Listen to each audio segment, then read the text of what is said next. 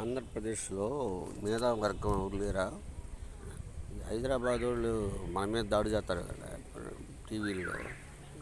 మన ఆయన ఎవరో ఎక్స్ అనే ప్రొఫెసరు, ఇంకొక ఆయన, ఇదంతా వీళ్ళు మన మీద దాడులు ఏంది? మన రాష్ట్రంలో ఏం జరుగుతుంది మనం అనౌన్స్ చేసుకునేమో ఏంది? వాళ్ళు ఏదో వచ్చి ఇక్కడ చెబుతుంటారు.